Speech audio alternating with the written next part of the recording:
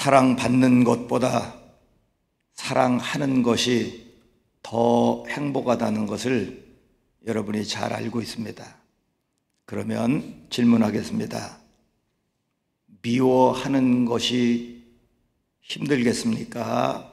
미움 받는 것이 더 힘들겠습니까?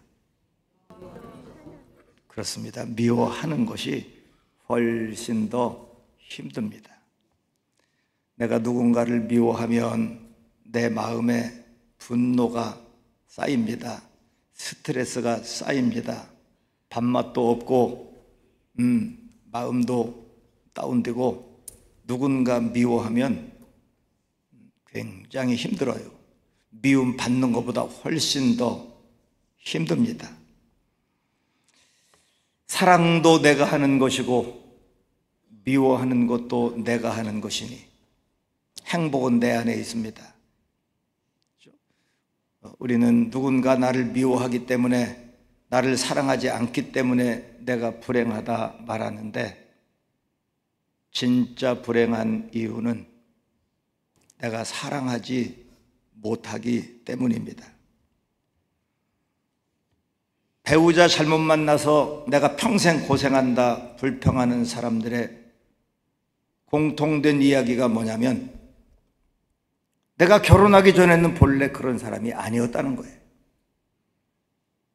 내가 본래 그런 사람 아니었는데 저 인간 만나서 내가 이렇게 사람 바뀌었다는 거예요. 나는 평생 소리 한 번 안 지르고 욕 한마디 안 하고 천사처럼 살았는데 저 인간 만나서 내가 이렇게 악당이 됐다고 얘기합니다. 그런데 제가 정답을 말할까요? 그 사람은 본래 그 사람이었습니다. 그런데 남들 핑계 대는 거예요.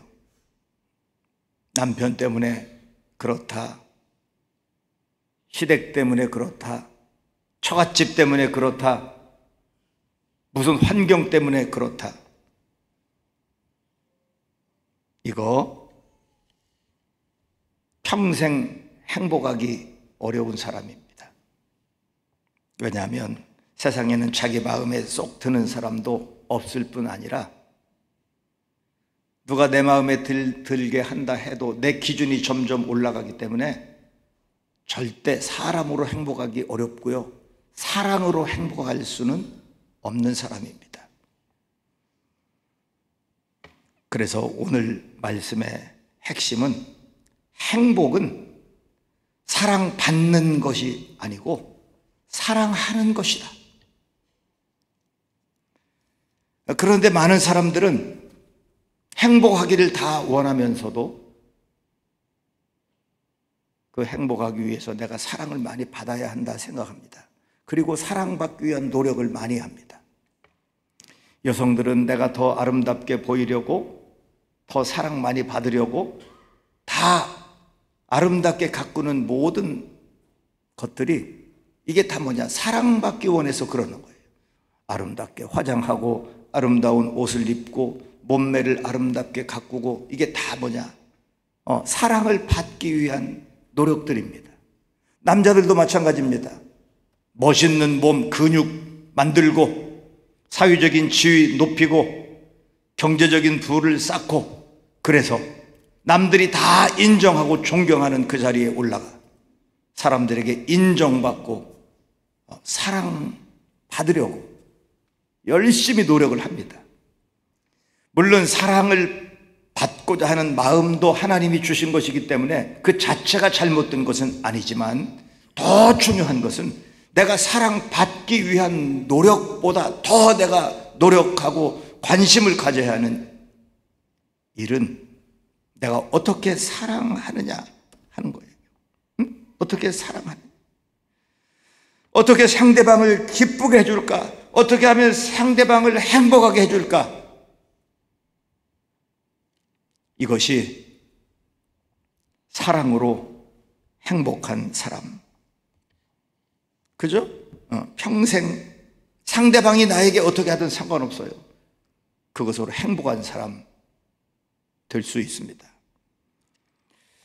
남편이 평생 아내의 밥을 얻어먹으려면 세 날을 잘 챙겨야 한다 합니다. 첫 번째 날은 처음 만난 날, 두 번째 날은 아내 생일, 세 번째 날은 결혼 기념일.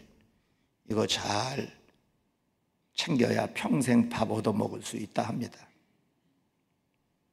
그런데 잘 생각해 보세요. 처음 만난 날 혼자 만났어요? 같이 만났어요? 생일은 아내 생일만 있어요? 남편 생일도 있어요? 그런데 남편 생일 잊어버리고 넘어가면 그냥 아이고 잊어버렸네 웃고 넘어가. 아내 생일 잊어버렸다 그러면 다음 생일 돌아올 때가 아니라 한 3년은 어려워요. 응? 결혼도 혼자 했습니까? 남편과 아내가 같이 했어요. 그런데 왜 남편이 결혼 기념일을 챙겨야 합니까? 인터넷에 어떤 글 쓰신 분 보니까 올해 60세인데 결혼 35년 됐답니다. 거기다가 이런 하소연을 했어요. 왜 평생 내가 결혼 기념일 챙겨야 합니까? 이거 답 아는 분 좀 적어주세요. 그렇게 썼어요. 응? 그러니까 어떤 분이 거기다 글을 썼더라고. 뭐라고 썼냐면 아내는 시집을 왔잖아 그러더라고. 뭘 아내는 시집을 왔어? 남편도 장가 갔어요? 혼자 만났어? 같이 만났어? 그런데 왜 남편은 그걸 챙겨야 되고 안 챙기면 힘들어야 돼요? 이게 무슨 언제부터 아담과 하와 때는 그러지 않았어요. 그런데 언제부터 이렇게 아내는 사랑을 받아야 되고 남편은 사랑을 주어야 하는 사람, 이렇게 잘못된 구도가 생긴 거예요. 그러니까 잘 보세요. 남편은 아내에게 행복하게 자기가 아내가 원하는 만큼 행복하게 해주지를 못하면 남편은 미안한 마음이 있어. 내가 더 잘해줘야 되는데 이거 잘 못하는구나 하는 미안함이 있어. 그리고 아내가 남편에게 어떻게 하든지 그것 때문에 불만이 생기거나 사랑에 고파하지 않아요.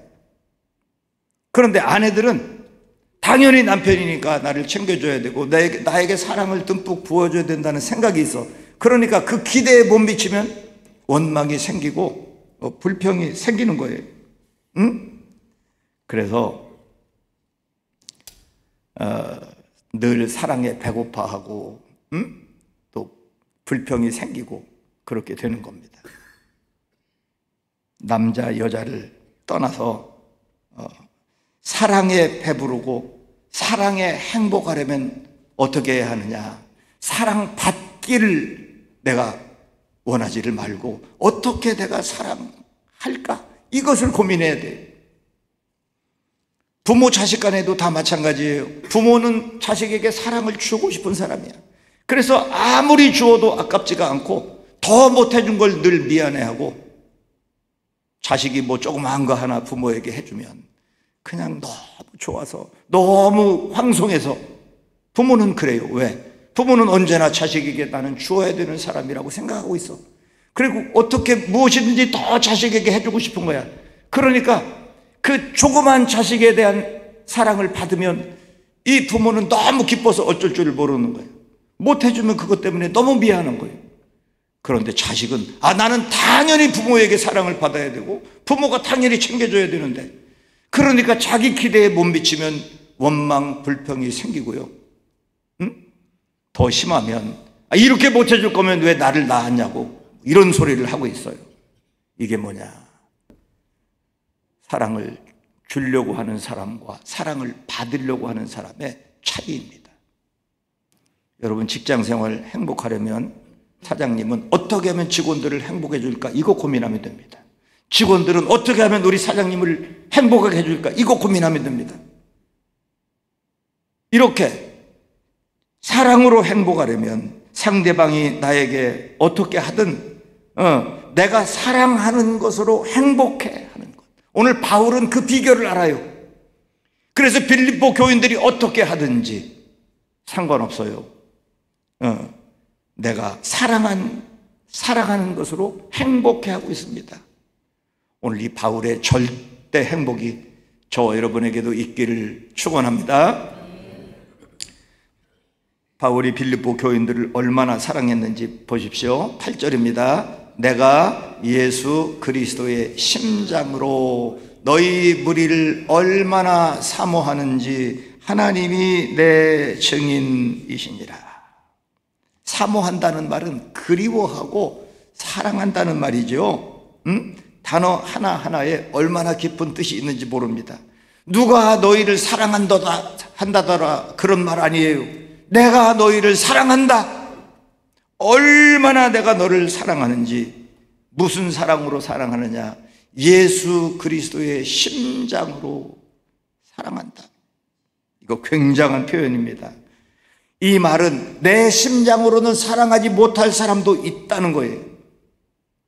빌립보 교인들 중에 바울에게 잘하는 사람도 있지만 바울을 힘들게 한 사람도 있어요.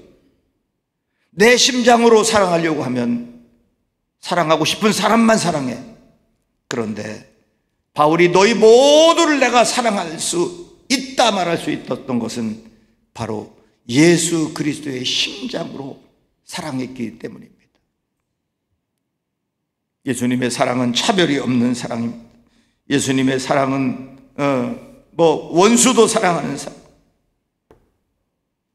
그래서 바울도 인간이니까 미운 사람, 싫은 사람, 상대하기 싫은 사람 있을 수 있지만 예수 그리스도의 심장으로 너희를 사랑한다, 이렇게 고백하고 있습니다. 이 믿는다 하는 말이 라틴어로 크레도라는 단어인데요, 꼬르라고 하는 말은 믿는다, 내가 믿는다 그런 뜻이고요, 도라고 하는 말은 드린다 그런 뜻이에요. 미안합니다. 꼬르라고 하는 말은 심장, 내 심장이라는 뜻이고, 도라고 하는 말은 드린다 그런 뜻이에요. 그러니까 믿는다는 라틴어 그 단어의 뜻이 뭐냐면 내 심장을 꺼내서 드린다, 이게 믿는다는 뜻입니다. 우리가 예수님을 믿는다 하죠. 예수님을 믿는다. 그 예수님을 믿는다는 말이 무슨 뜻이냐면 내 심장을 꺼내서 예수님께 드린다 그런 뜻이에요. 여기다 해석을 더 붙이면 내 심장 꺼내서 예수님께 드리고 예수님의 심장으로 내가 산다, 이것이 예수님을 믿는다는 뜻이에요. 그러니까 오늘 사도 바울은 내 심장 꺼내서 예수님께 드리고 예수 그리스도의 심장으로 너희를 사랑한다, 이렇게 고백하는 겁니다. 그래서 바울이 누구도 사랑할 수 있는 거예요. 왜냐하면 예수님의 사랑은 원수도 사랑하는 사랑이기 때문에, 죄인도 사랑하는 사랑이기 때문에, 자기를 십자가에 못 박는 그 무리들을 향하여 용서를 선포하고 그들을 축복하는 그 사랑이기 때문에, 그 사랑을 받은 사도 바울이 나도 예수 그리스도의 심장으로 너희를 사랑한다, 그렇게 고백하면서 내가 증인 하나를 내세우겠다, 이것이 얼마나 내가 확실한 건지 증인을 내세우겠다, 그러면서 증인을 세워요.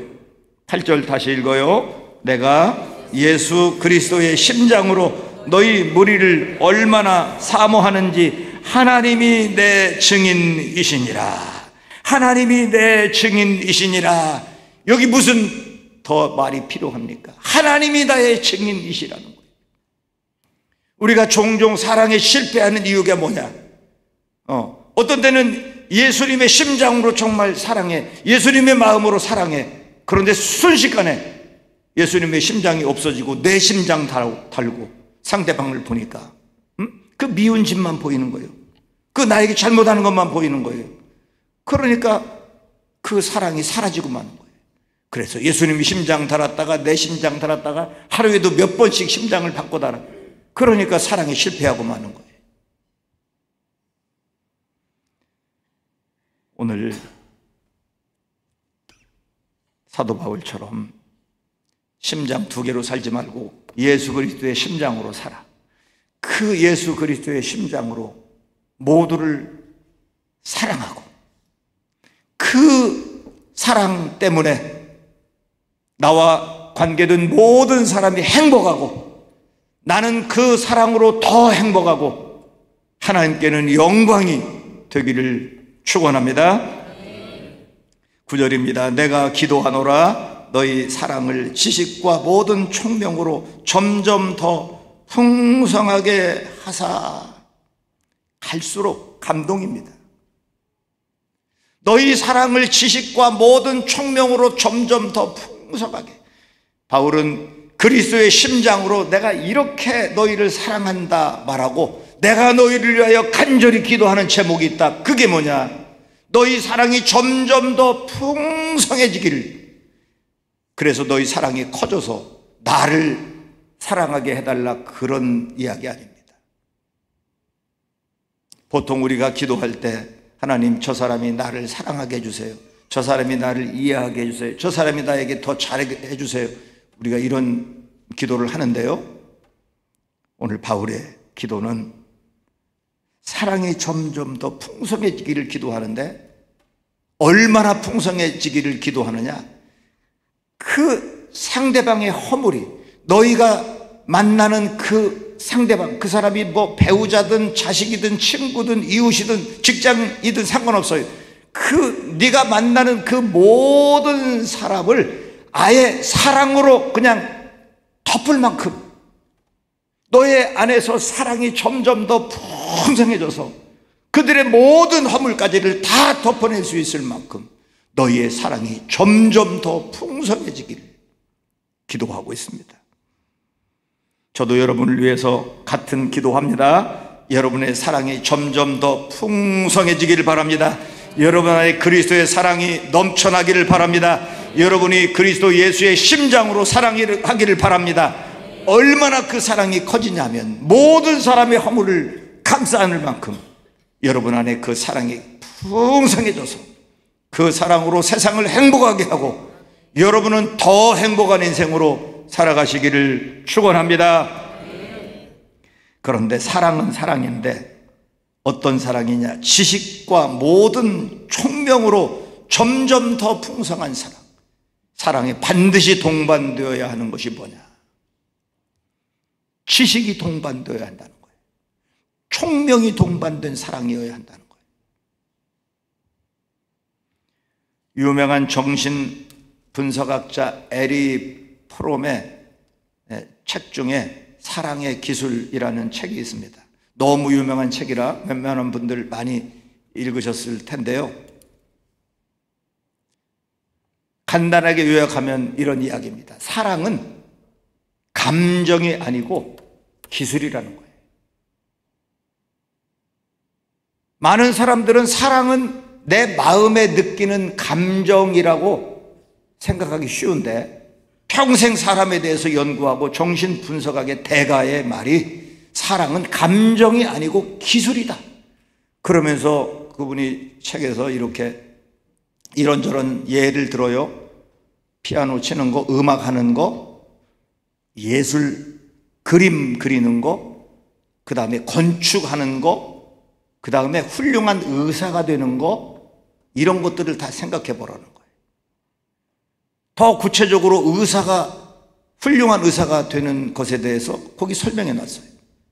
훌륭한 의사가 되려면 먼저 이론적으로 공부를 열심히 해야 된다는 거예요.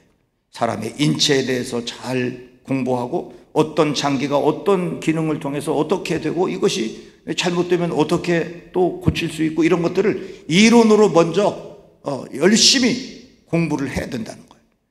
이론만으로 전부 공부를 해서 훌륭한 의사가 되느냐? 그럴 수 없다는 거죠. 수많은 실습을 통해서 계속되는 반복된 훈련을 통해서 비로소 그 의술의 기술을 습득할 수 있고 훌륭한 의사가 될 수 있다. 피아노도 마찬가지죠. 이게 그냥 이걸 악보만 보면 이것이 소리로 나올 수 있도록 하기까지 얼마나 많은 시간을 이걸 이론으로 공부하고 실습으로 연습하고 해서 이 기능 하나를 기술을 습득할 수 있는 것처럼 사랑이 마찬가지라는 거예요.